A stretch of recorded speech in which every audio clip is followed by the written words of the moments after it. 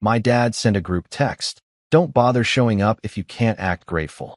I didn't reply, just opened my laptop and canceled the tuition payments for both my siblings. 3 days later, they were screaming in my voicemail while I was on a beach, watching the sunset. I, 29M, learned that respect works both ways when my family took my generosity for granted one too many times. The notification popped up while I was reviewing quarterly reports at my tech startup. Dad's name at the top of a group text that included my two younger siblings.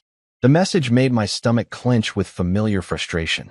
Don't bother showing up if you can't act grateful. I stared at my phone screen, watching the typing indicators appear and disappear as my brother and sister crafted their responses. They were probably scrambling to smooth things over, as usual, but I didn't type anything back.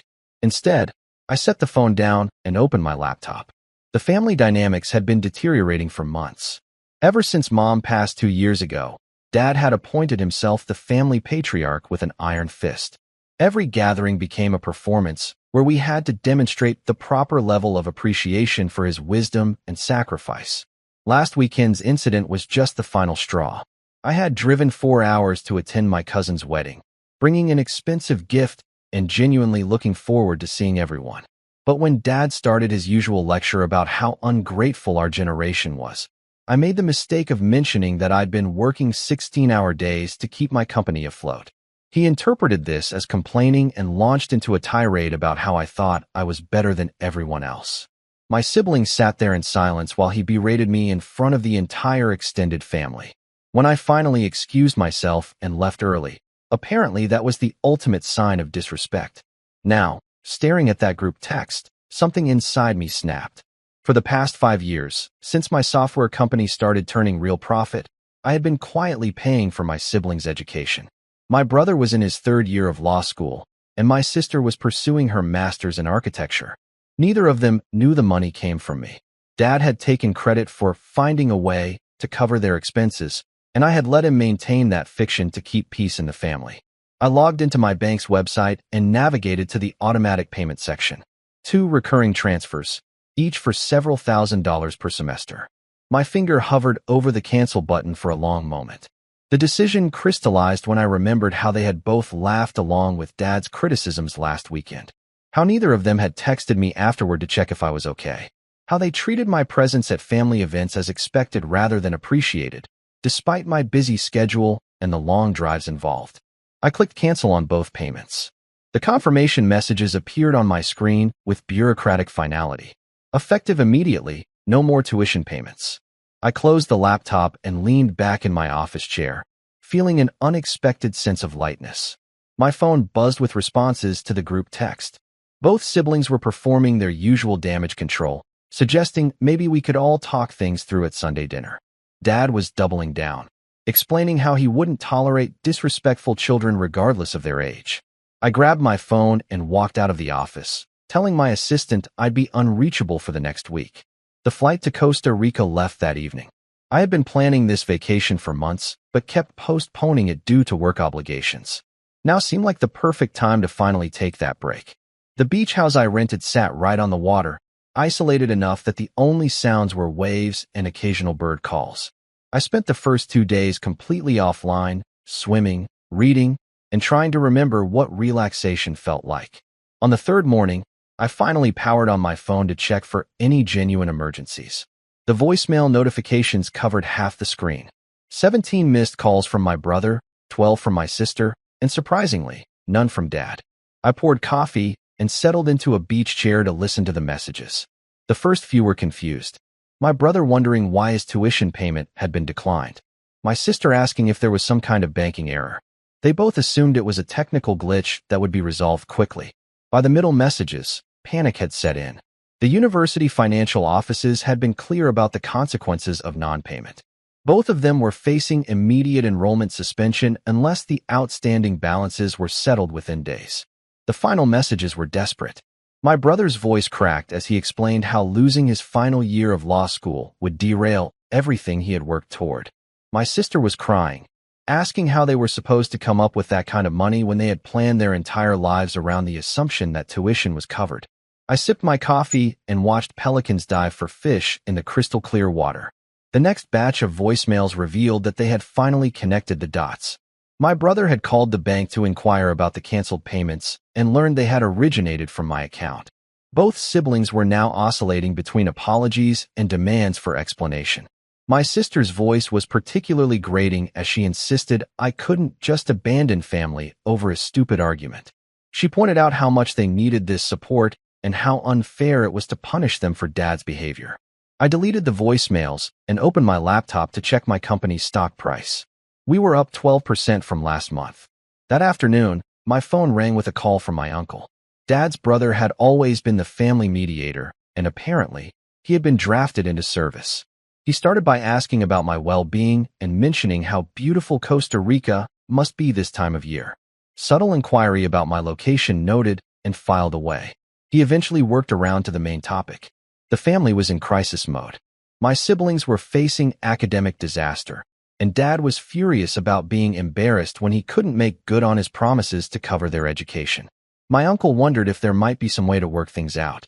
I told him I was taking time to think about family priorities and would be in touch when I returned. His frustrated sigh carried clearly through the international connection. The sunset that evening was spectacular. Orange and pink light reflected off the water while I sat on my private deck, eating fresh-caught fish and drinking wine that cost more than most people's monthly grocery budget. My phone continued buzzing with incoming calls, but I had switched it to silent mode. For the first time in years, I felt genuinely peaceful. Update 1. I extended my vacation by another week. The Costa Rican beach house was perfect for thinking through complex problems, and this situation definitely qualified as complex. More voicemails accumulated daily. My siblings had apparently enlisted other family members in their campaign. Cousins, aunts, and even family friends were calling to express concern about the misunderstanding that was threatening to destroy two promising academic careers. The most interesting call came from my grandmother. At 83, she had always been the family straight shooter who refused to participate in drama. She told me she knew exactly what I had done and why I had done it. She also mentioned that she had been wondering for years how Dad could afford those tuition payments on his salary. She didn't ask me to change my mind. Instead, she told me a story about her own father, who had worked himself into an early grave trying to please people who never appreciated his sacrifices.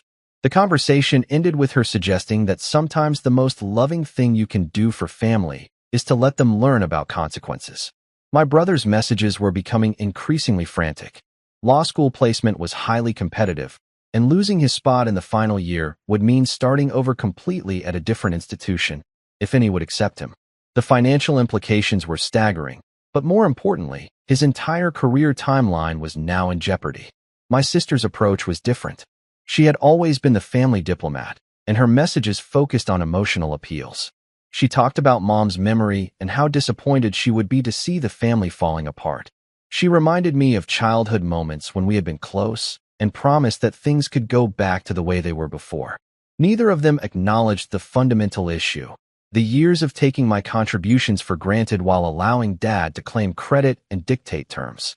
I spent my days snorkeling and my evenings researching family psychology. The concept of emotional labor kept appearing in articles about dysfunctional family dynamics.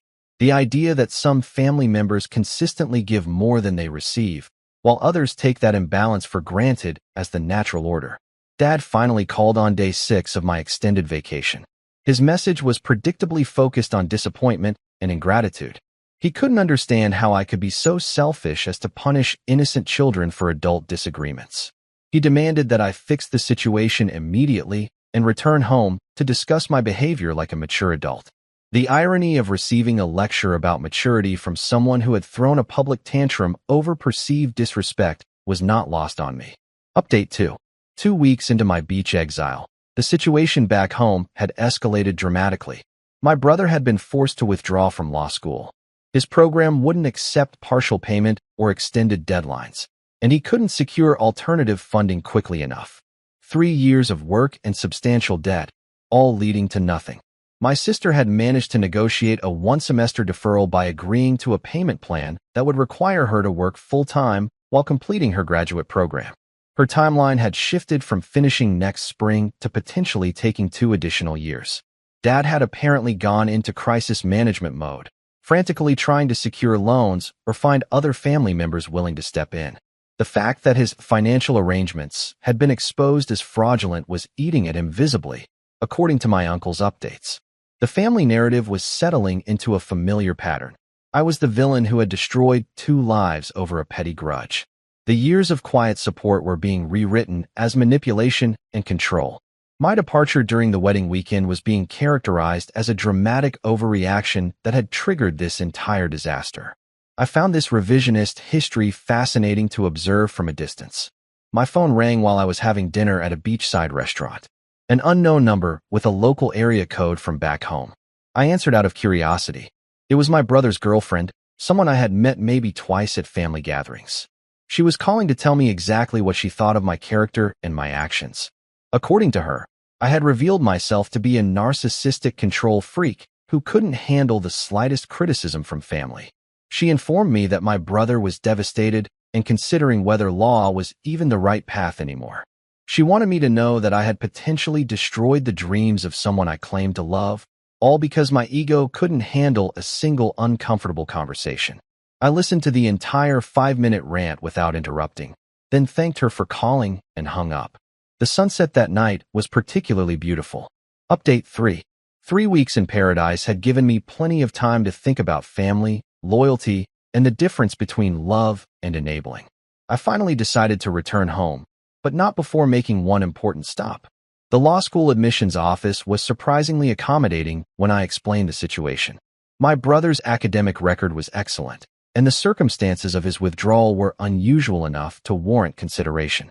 After reviewing his case and my offer to establish an emergency scholarship fund, they agreed to hold his place for 1 semester while alternative arrangements were made.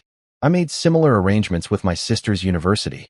The architecture program was more flexible about payment schedules, but I established a fund there as well to ensure she could complete her degree without the financial stress.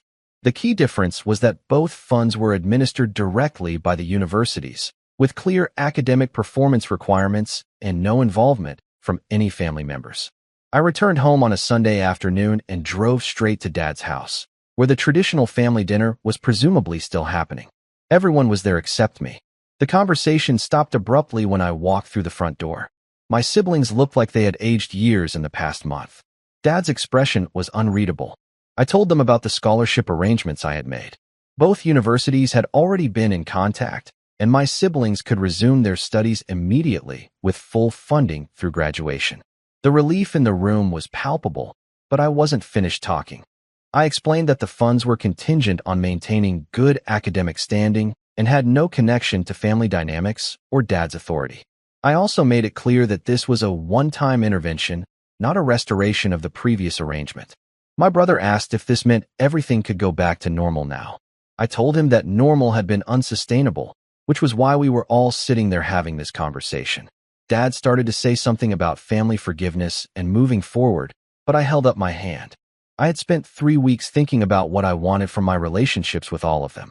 The answer was surprisingly simple: basic respect and acknowledgement of effort.